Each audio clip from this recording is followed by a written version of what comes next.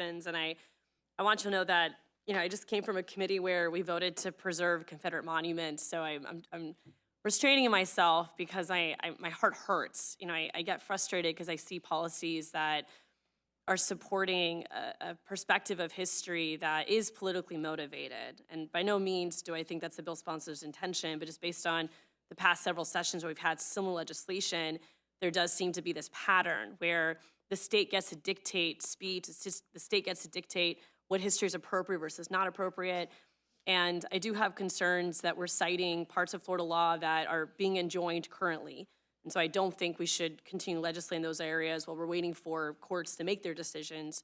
But I also do think of the teacher shortage. And I think that many teachers have shared with me, they're frustrated and overwhelmed by the politicization of education.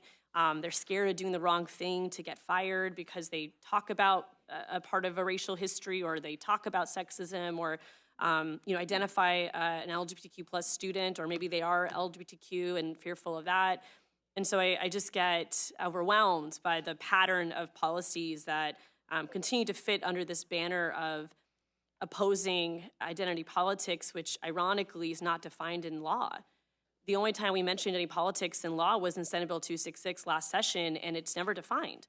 So we're further creating confusion and cloudiness for educators, for faculty, for universities. And I just don't think that's in our best interest. We have to provide folks guidance and bumpers, what they can and cannot do. But I also feel like this is another one of those examples of policy that is being pursued for more political reasons and academic reasons. And perhaps there are edits we can make, amendments we can make to change that.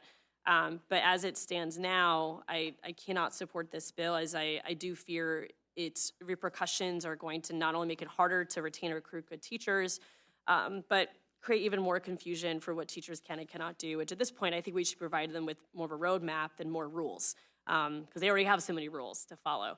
And so I'm happy to continue the dialogue, but I will be a no vote today and encourage my colleagues to do the same. Thank you, Chairwoman.